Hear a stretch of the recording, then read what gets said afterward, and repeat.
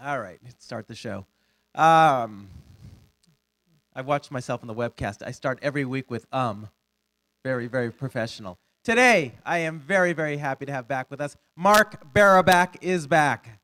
I just like to say Mark Barabak is back. This is Mark Barabak right here. He is a reporter for the LA Times. Those of you who read the LA Times, I'm sure have read his work. He's been covering the Obama campaign, was in Texas recently with Obama, where he lost and yet won. What a great country is America. He's been with the LA Times 11 years. He was with the Chronicle before that. A wonderful, wonderful human being. Please welcome, I had to say it, Mark Barabak.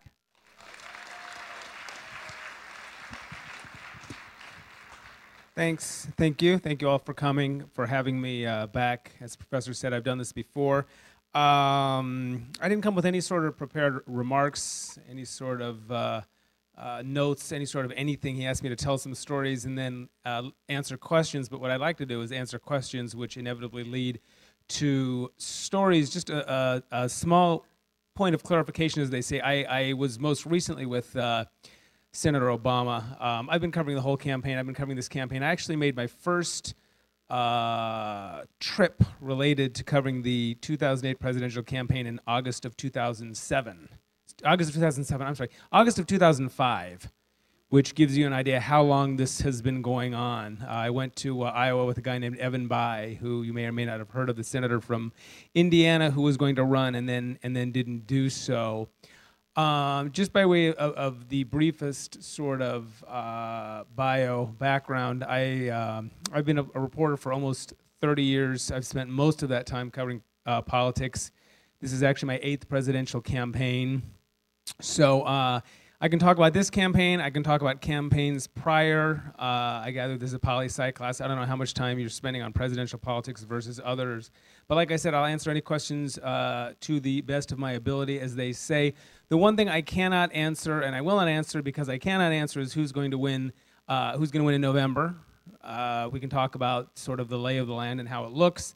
I can't tell you who's going to win the Democratic nomination because I don't know. The one thing that's made this campaign interesting and humbling both is that every time we seem to think we know what's going to happen, it doesn't. On the Republican side, if you want to go back when John McCain was the front runner, he was the clear-cut guy to beat. He stumbled. He was dead. It was over. People writing his obituaries figuratively and in the political sense, literally. No hope. He came back. He's obviously the nominee.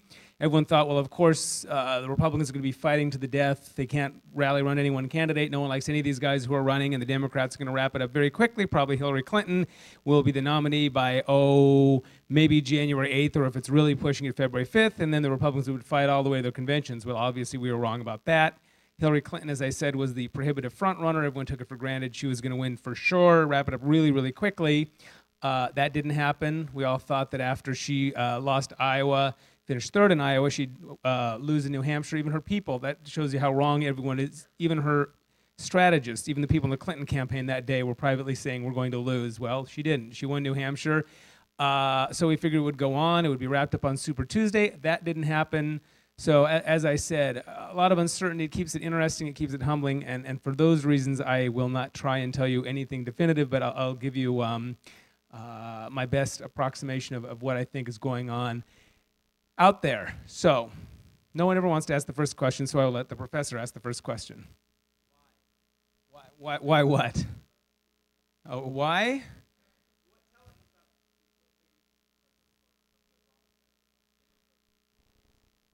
The question is, how is the Obama campaign different than any I've ever seen before? It's different just in terms of just the amazing crowds he's been drawing, and I'm still trying to get my mind around Ohio and what happened there, because as was mentioned, I spent about a week with him, starting in Ohio and then going on to Texas, and the thing that's different about the Obama campaign is truly just drawing these unbelievable audiences, 13,000, 17,000, 15,000. We were in and I use I'm not using the royal we, I use the we in the sense of the traveling press corps. So when I say we, like I said, I'm not using it in the royal sense of the word. But we were in San Antonio, and I was filing an insert to another reporter's story making mention of a crowd of about 8,000. And I got an email back from an editor in Washington who was handling the insert and said, wow, 8,000 people, that's a lot. And I emailed back, actually, no, that's not a lot. That's the smallest crowd we've seen all week. And it was. I'm trying to figure out why it is he's drawing these incredible crowds and he lost so badly in Ohio. And I've done some reporting, not a lot on it, but my supposition is that maybe a lot of the people who are voting for Hillary Clinton are not the kind of people who show up at rallies. I don't want to sound like I'm reading off a script for her or from one of her ads, but they may be the people who are working the 2 jobs in the night shift and don't have time to go to political rallies in the afternoon or the evening. But the thing that is amazing about the Obama campaign has been the crowds, the energy, the money he raised. I mean, phenomenal amounts of money, just unbelievable amounts of money. $55 million in 1 month, which was February. I've never seen anything like it in terms of the outpouring. A lot of energy, Republicans coming over. I did a story on they call themselves Obamacans, people who are Republican who have no reason in the world ideologically to support Barack Obama, whose views on a lot of things are antithetical to what Republicans, well, what generally is the Republican philosophy. So in sum, there's just been a tremendous outpouring of interest, of enthusiasm, of energy surrounding Obama. But the interesting thing about the campaign has been that every time it looks like he's ready to wrap it up, close the deal, use whatever cliche you want, he doesn't do it. Clinton comes back. She's been incredibly, incredibly resilient. And now is in a position, as I'm sure all of you know, where it looks like the race is going to be decided by the quote-unquote so-called superdelegates, as opposed to the ones who are elected. And this is something, I mean, this is literally something we've never seen because superdelegates haven't only been around since '82. But if it were to go to a brokered convention, quote-unquote, it would be the first time in over 50 years. So it's been an amazing year, an amazing political year. If you're at all interested in politics, it's really been one sort of a campaign of a lifetime. Yes, way far in the back is a question.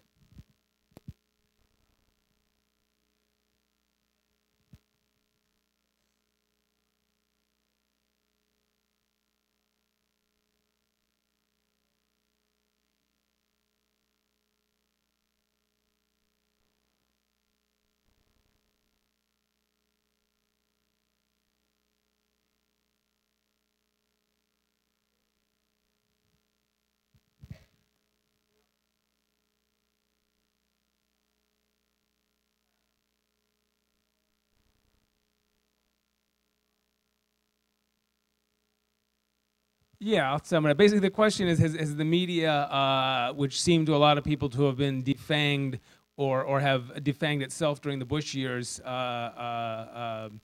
grown some more spine and been more aggressive? You know, I think that there has been, I'm always, you know, I do these sorts of things fairly frequently, and there's always the question about the media, and I always start by saying, you know, it's sort of hard to talk about the media. I mean, the media is everything from, you know, Fox News to Drudge Report to Field and Stream Magazine to the LA Times and on and on. So it's hard to generalize about the media, you know, any more than you can generalize about college students. All college students do this. All people who go to Berkeley do that. All of that said, I think there has been a certain amount of, call it introspection or soul searching on the part of the media, particularly the Washington press corps, which a lot of people felt lacked a certain amount of skepticism early on in the Bush administration. Certainly lacked a certain amount of skepticism. It's been well documented.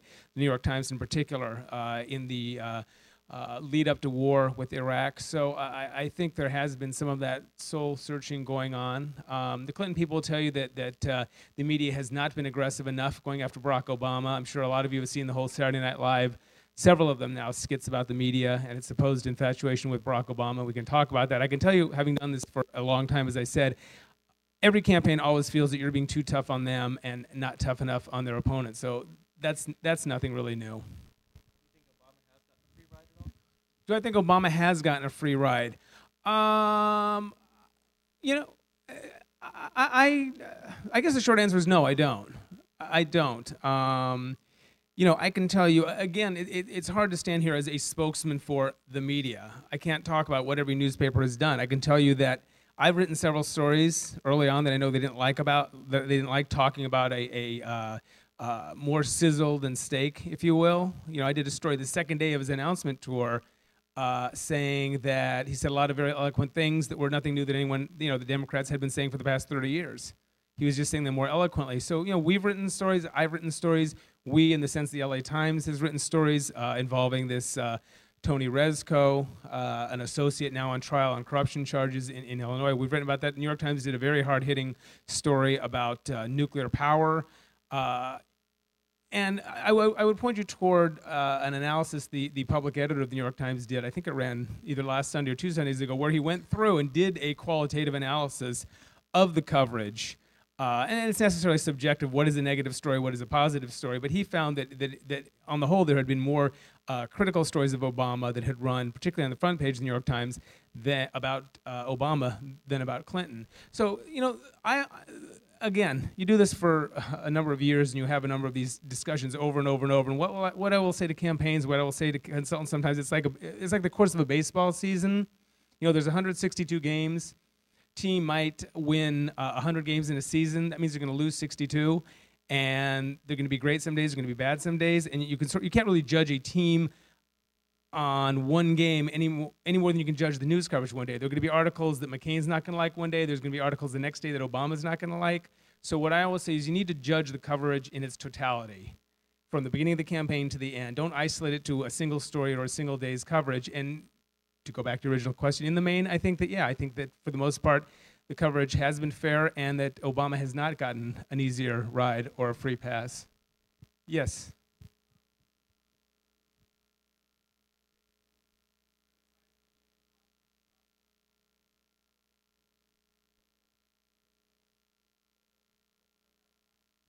The question is, when is it appropriate for a candidate to address the media, to criticize the media and not cross the line? I guess my answer would be whenever you feel aggrieved. If a candidate feels that they've been treated unfairly, then they have every right in the world to make that criticism. And if they do so every single day about every single story, then people will pretty soon get a sense of basically that they whine a lot, I guess. So, I would say, people tend to, not appreciate the time, the effort, the care that most reporters put into their work. I can't tell you how many emails I get about, you moron, you idiot, you stupid, you this, you that, blah, blah, blah, obscenities, questioning my parentage, my intelligence, my education, all that sort of stuff. And you know what? That is not half the feeling, the sentiments that I direct toward myself if I make a mistake. No one in the world feels worse than I do if I make a mistake. Nobody does. No one sets out to make a mistake. I don't know many people who set out, I don't know any people, professional reporters who work for newspapers doing what I do, who set out to write a slanted or an unfair piece. Do we make mistakes? Sure. Are we human? Yes. So, I always invite people. I invite people anytime anyone has any criticism, any campaign, any candidate, any person, give me a call, and talk about it. And in a reasonable, rational sort of fashion. So I don't have a problem, so to answer your question, if you got a problem, candidates should speak up. There's nothing wrong with that. What do I think about the New York Times piece about McCain? I will tell you exactly what I told. I happen to be friends with a very high up editor of the New York Times, and we had dinner in Texas. And I'll tell you exactly what I said to him. I said I thought that there was a very interesting story to be told about McCain and ethical questions. I think bringing the allegation about him maybe having or not having had an affair with that woman was a distraction and sort of the proverbial red herring, in the sense that it drew all the attention away from what I thought was a very substantive article about ethics issues. So I don't run the New York Times. I didn't write the article, but I would not have gone there. I would not have gone there. Yeah.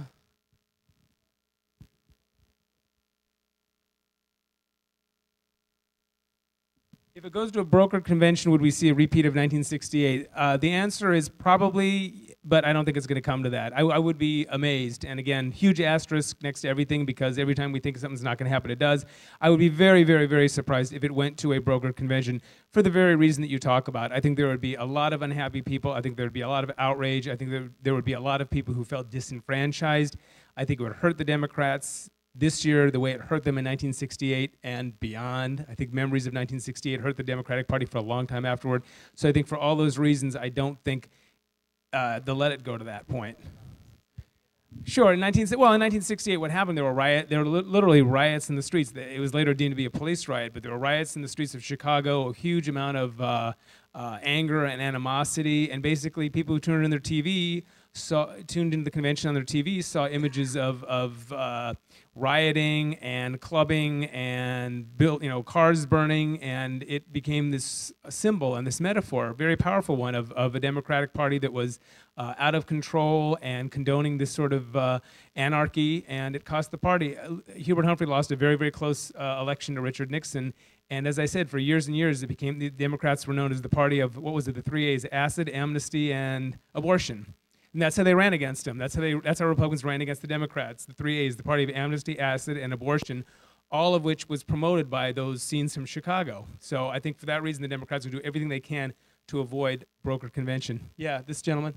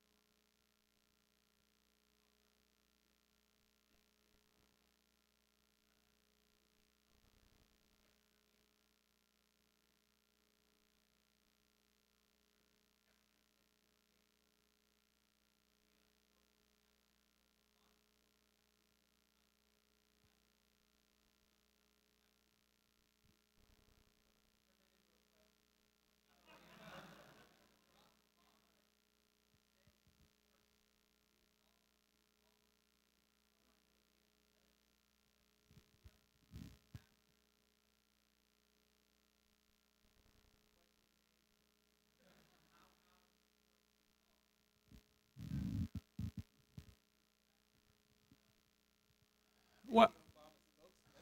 Yeah, I mean, look, I don't want to be in the position of advocating for or against John McCain or Barack Obama or Hillary Clinton for that matter. I think the examples you cite are all typical of a politician, which I know speaks to your point. How is he different?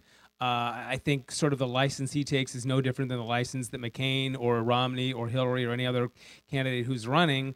As for what does he bring different, Obama would tell you that it's a willingness to work across the aisle and to listen to other parties' ideas. And then you could say, well, how are you going to get Republicans to support something like universal health care, which they are opposed to? How are you going to accomplish all these things? And now I'm speaking, these are sort of the talking points against Obama.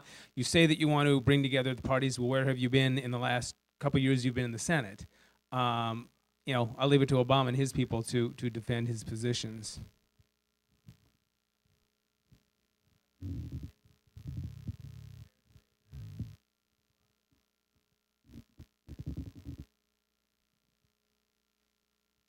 The question is it fair to say Barack Obama is the least experienced candidate I've seen over all those years? I would, I'd have to think back. I would say probably no. I'm sure there are others with even less experience. I mean, you're talking about 8 campaigns. The least experienced, maybe the question would be the least experienced person to get as far as Barack Obama has, because there's a lot of goofballs and flakes who run who never make it as far as he does. That's sort of a judgment that I'm not comfortable making. Again, what the Obama people will tell you is there are different kinds of experience. There's political experience. There's experience in political office. You might recall, how many years was John Kennedy in the Senate? I think only a couple of years or so, although he'd been in the House before that, yeah. And Obama's people will tell you that there are different kinds of experience. Again, there's political experience in Washington. There's the work he did in community service in Chicago. I kind of leave that up to others to judge. Yeah, when Jerry Brown would have run, he would have run the first time. He ran in '76, right? He would have been governor for 2 years and Secretary of State for 4 years before that. So yeah, all the way in the back.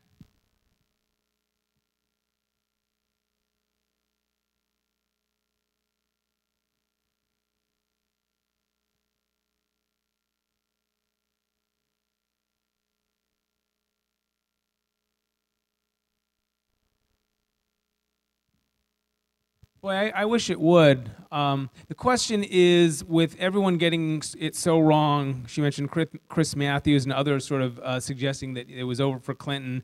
Will the press coverage change? And I think you need to sort of differentiate here between different kinds of media. In particular, I'm talking about sort of like the cable TV shows that have all these pundits and know-it-alls who are on TV. It always amazes me. I mean, look, I'm not a fan of these shows. I'll say that up front. But it always amazes me that the people who couldn't tell you 24 hours before what was going on and often got it wrong are on the set the very next day explaining exactly how they knew what was going to happen all along. It's sort of like it just doesn't figure. There should be more humility. But the fact is, I don't know. Doesn't make for very compelling TV. You know what I mean? Well, who's going to win? I don't know. Could be this, it could be that. It's not as exciting as someone who's going to sit there and yell and shout and argue. And I agree with you. I think a lot of the coverage is frankly terrible and stupid and a waste of time, which is why personally I don't watch a lot of it. I wish there would be more humility and people who just flat out said, I don't know, and don't try to predict.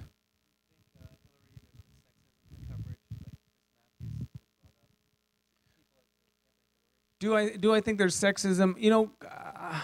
In general, no. But you mentioned Chris Matthews. I have to tell you, and I will confess, and I apologize if he watches your blog. I don't watch Chris Matthews. I don't watch Hardball, so I can't say. I know he's said a lot of stuff that people have been offended by. I don't think I've ever seen an episode of Hardball, so I couldn't tell you. Sorry. Yeah, in the back. What have I enjoyed most about following the Obama campaign? Well, I'll start up front by saying, I like being out on the trail, with all these people. It's fun, it's interesting. I mean, it's gonna sound really, really hokey, so forgive me, but it is historic. I mean, there's this very cool feeling about sort of being there, and you're watching history, whether it's Obama, whether it's with Clinton. I mean, even McCain, he'd be historic, right? He'd be the oldest guy ever elected president. But there is something. It would be historic. No, but there is something very cool about being there and being there and seeing history being made. The large crowds, tremendous energy, tremendous enthusiasm. It is encouraging. I mean, I've done this again for a real long time, so obviously I love it and I have a passion for it.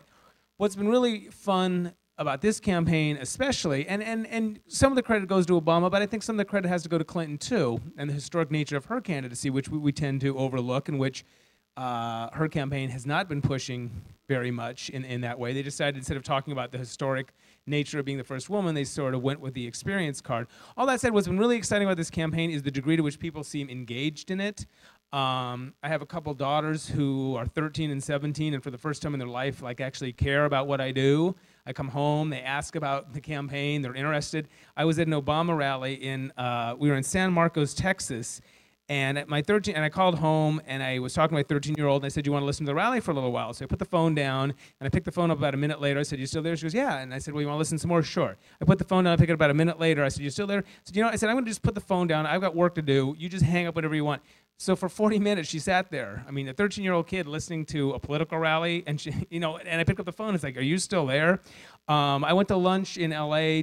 I ran out of the office and a place nearby, and in 2 booths over, people were talking about Obama versus Clinton. This was the first few days before the California primary. I mean, people seem to have been energized and interested and captivated by this campaign nothing I can recall since, no pun intended, nothing I can recall since the California recall. It's the only thing that compares.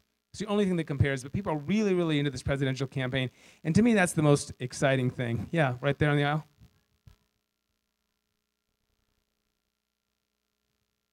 That's a real good question. How much is dissatisfaction with Bush? I think that does play a big part in it, particularly, most especially on the part of Democrats. I cannot tell you how many people I've interviewed, and I've interviewed at this point scores, if not hundreds of people all around the country, and time again, I would talk to Obama supporters or Clinton supporters or Biden supporters or Dodd supporters, all of whom would say, I really like fill in the blank, but I'm fine with whoever, because I so want a Democrat back in the White House. So I think you're right. I think on the part of Democrats, I think there's a tremendous amount of energy and pent-up anger, frustration, going back, frankly, to 2000. So I think that counts for a large part of it. Yeah, with a cap on?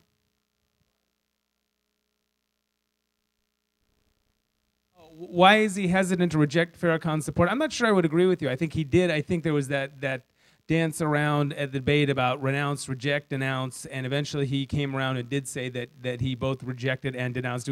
I think he originally denounced, and there was the distinction about denounce versus reject, and then went around and around on it, and then he ended up, this was the debate in Cleveland where he finally said, you know, if it makes you happy, I both denounce and reject.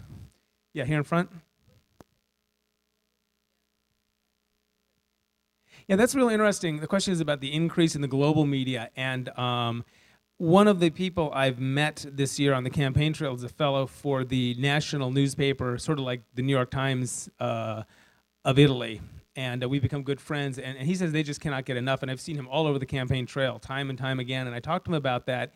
And we've done stories. The New York Times has done stories. There's an incredible, incredible international interest in this presidential election. I think a large part of it driven by Obama and the possibility of America electing a black president for the first time, but there's a tremendous amount of interest. And I've talked to my friend about this, and I've talked to other foreign reporters, and there is,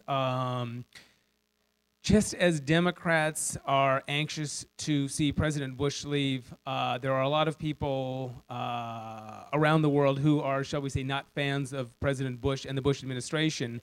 And so there's a tremendous amount of interest, huge interest in seeing him replaced. And actually, I found that McCain, I was talking to someone about this, actually McCain is seen very favorably in Europe. He's gone over there. They have this big conference, this big defense conference they have every year in Munich, and McCain has been going there for years and years and years, and he's very, very well known in European capitals. So from the conversations I've had, which, you know, I'm not suggesting that they're you know, this is the policy of foreign governments, but from sort of the casual conversations I've had with foreign reporters, the feeling that they've gotten is that basically governments in Europe would be happy with anybody of the three running. They like Hillary, they like Obama, and they also like McCain. Yeah, all the way in the back, and then I'll come to you in the front. Yeah.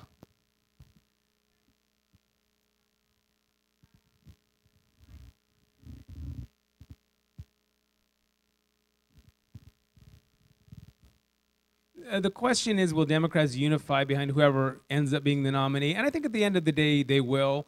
I think that there are going to obviously be some people who won't, individuals who are ticked off. But I talked to someone in Iowa who was a huge, huge Obama supporter. And I'm trying to remember, this might have been on the eve of the caucuses, and things got very, very emotional. And things do get very emotional in campaigns. People are very committed. They work very, very long hours. They pour their hearts, they pour their souls into it. They get very, very invested in it. And this person said to me, you know, I'm really angry, and I'm really disgusted, I'm really pissed off at the Clinton people. But if she wins, you know, at the end of the day, I'll probably swallow hard and go to work for her because, you know, I want to see a Democrat in the White House. So I do think that most Democrats will come together, whoever the nominee is. Yeah, I said I'd come to you.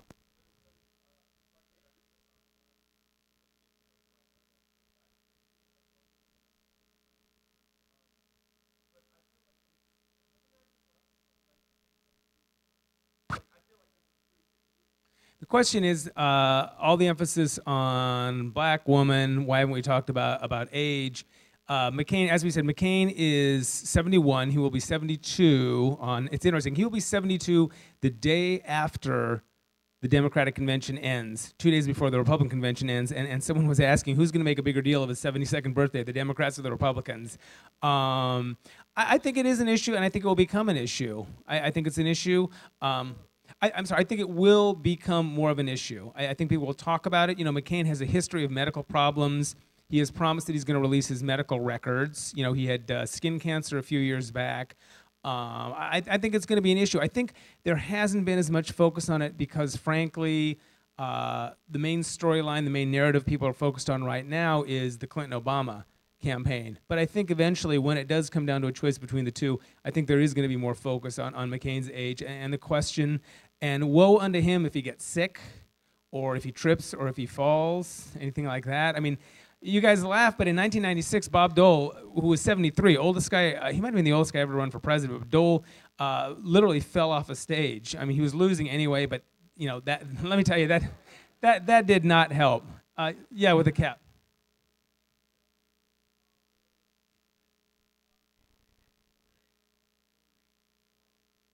The question is the possibility of a Lieberman-McCain ticket or an Obama Clinton ticket or Clinton-Obama ticket. The Lieberman thing would be interesting. I know the two of them are very, very close. That would really be a mind blower. That would have to be a first. A guy who ran for vice president as a Democrat 8 years later, running for vice president as a Republican. I'm not sure.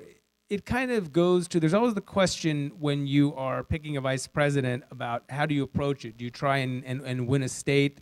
In 1960, John Kennedy put Lyndon Johnson on the state specifically to win Texas, which he did. Bill Clinton in 1992 took a very, very different tack. He sort of went for the exponential growth thing. He put someone who was like him. That's my cell phone. I apologize, I didn't turn it off. In front. Bill Clinton took a different approach. He picked someone who was very much like him, a youthful Southerner, to sort of underscore that fact about himself. So there's different approaches. I suppose if John McCain wanted to underscore sort of this maverick, think outside the box, do things different image, then he would go with someone like McCain. He would go with someone like Lieberman. The prospects of a Clinton-Obama ticket, I think Obama put it really, really well. There's a big difference between an Obama-Clinton ticket and a Clinton-Obama ticket. And there is, I wouldn't rule it out. There is that strong impetus. We saw it in 2004. There was a very, very big push. People felt like John Edwards was the runner-up. He deserved to be on the ticket, and John Kerry got together with him. Now, that campaign was a lot shorter. There was a lot less hostility between the two camps.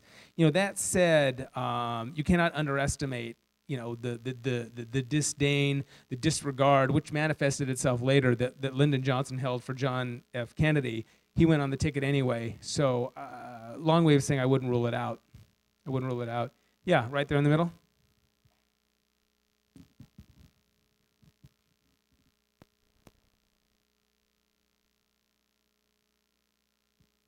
Question is one that is near and dear to my both my heart and my personal financial security, and that is the changes at the LA Times, which for those of you who have been following at home, we've gone through another round of downsizing. More people have taken the buyouts. I was just telling the professor before we started, when I started the LA Times, and I don't take responsibility for this, I think it's coincidence, but our staff was like 1,200 or so. Now we're down to about 850. So huge reduction in staff.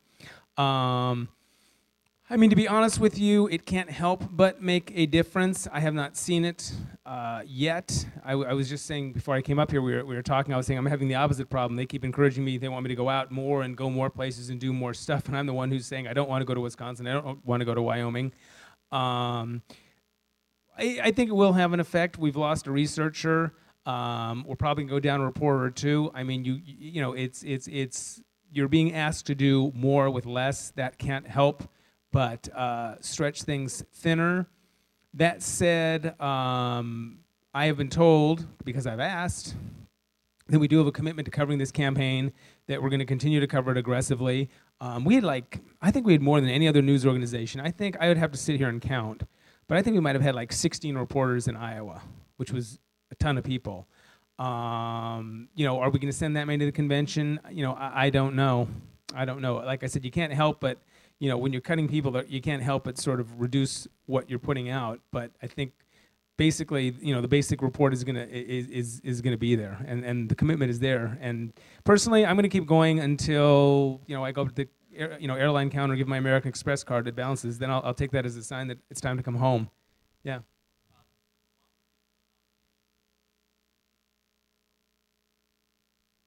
If Obama gets the nomination, what kind of scrutiny are Republicans going to bring against him? I think there will be campaigns that will be run on sort of two tracks. I think there will be, I think the main argument against Barack Obama will be the one that you've seen Hillary Clinton make. I think they'll talk about his lack of experience.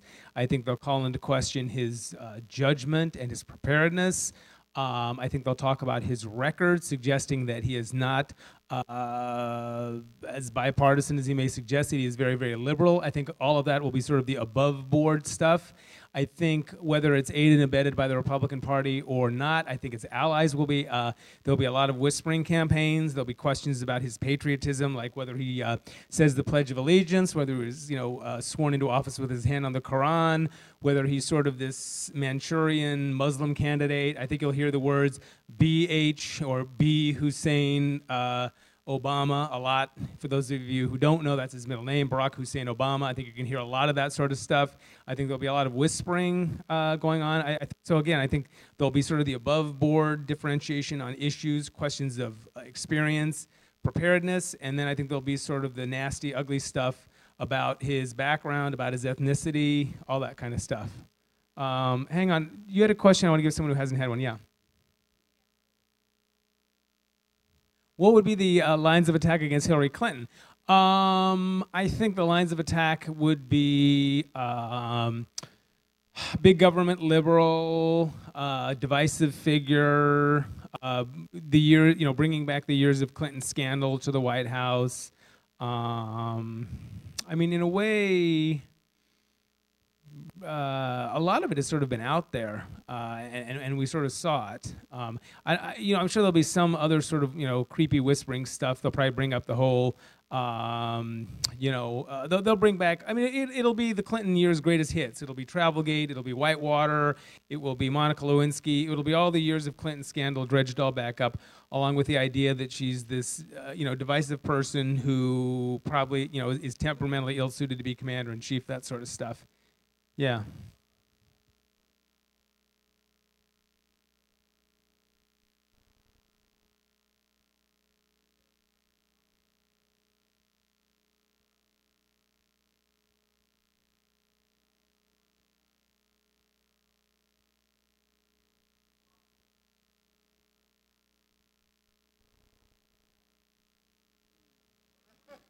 Actually, for me, the question is, a lot of people have a problem, quote unquote, with Hillary Clinton. What do I think that is? I think,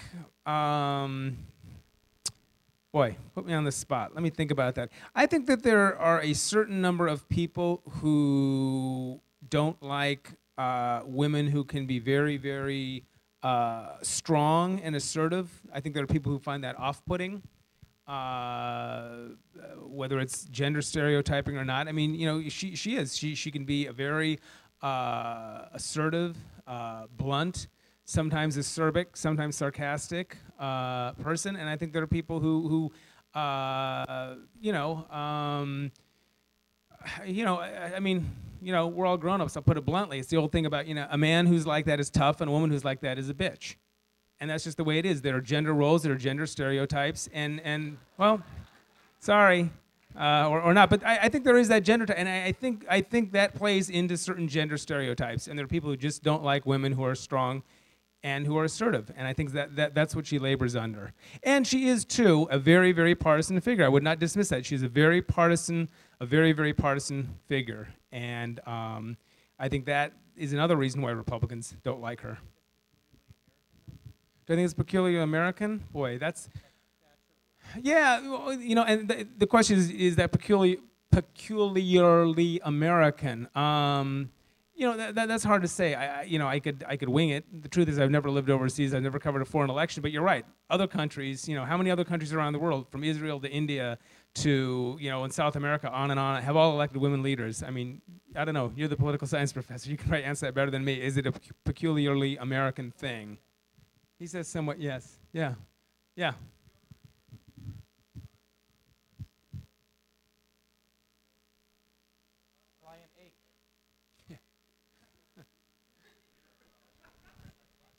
Why do people care about the sex lives of politicians? That's a real good question. Why do people care about the sex lives of politicians? Here's my experience, not as client 8, but having observed this for a long time. It's funny. I think that for the most part, and times have changed and views have evolved considerably. We've come a real long way from, just in my experience, from Gary Hart in 1988 to where we are today. Gary Hart in 1988, Gary Hart was the front runner for the presidential nomination. Had a reputation for being, shall we say, a man about town, a playboy, in the euphemism, and very foolishly, in one of the great stupid political tricks of all time, said to a New York Times reporter, who actually is going to be on campus, a guy named E.J. Dionne. He's going to come. He's coming to talk to IGS sometime this week, and if you have the chance, you should go see him. E.J. is a wonderful guy. Is it the J School tomorrow? Okay, here's a plug for E.J. He's a terrific reporter, really nice guy, really smart. Very entertaining, far wittier and better than me, so go over and see him. But EJ was at the New York Times, I believe, at the time, and he had a New York Times Magazine article. And he asked Gary Hart about this. He said, got this reputation, Playboy man about to. Gary Hart says, go ahead, follow me around, you'll be bored. Well, the Miami Herald decided to do so, and they caught him with a woman who was not his wife, fooling around, end of the Gary Hart campaign. Right there, huh? Oh, the name of the boat. Well, there's a famous book. They took a boat to Bimini, and the famous picture of Donna Rice sitting on his lap on the boat, The Monkey Business. Okay, so there was a question there somewhere. The question is, why do people care? I think each case is different. I think, in instances where we've had politicians accused of fooling around or doing whatever, I think that voters tend to forgive a guy, and they do tend to be men. If the wife, the spouse, says, hey, it's fine by me. We saw that. No, seriously, we saw that. We saw that with Arnold Schwarzenegger a few days before the recall. My newspaper published famously some allegations involving untoward behavior toward women. Maria showed up and said, hey, you know what? None of your business. So people are like, okay, fine. I think in Spitzer's case, I think it went beyond that. I think there was the whole issue of hypocrisy. I think there was the whole question of the steps he went to cover up what he was doing. And I do think, his image in particular as someone who had prosecuted these kinds of cases, as someone who had offered himself up as a symbol, as someone who was elected specifically promising to clean up government, to be a straight arrow, it so contravened his image and everything he stood for. I think that's why, in this instance, people did care, and why he made the decision that he had to step down and go, yeah.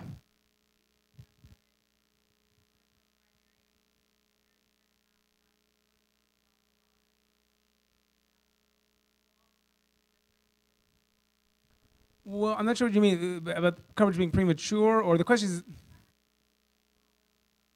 the question is the coverage too premature? I mean, my response to that would be, it's sort of like, it's what's going on right now. There's this incredibly intensive contest, which is still going on. It still is very much a struggle. It's still not very clear who's going to win this thing. So I think we're just, I think the coverage is fitting for what's going on at the time. And if there's any sort of empirical measure, I can tell you, anytime we put up a political story on the website, the traffic just goes through the roof. It's always, the 2 or 3 most read stories. You can't do it with the newspaper, but on the website every day are political stories. So I can tell you, and based on the response I get from readers, emails, that sort of stuff, there's a tremendous interest out there. Yes, in front.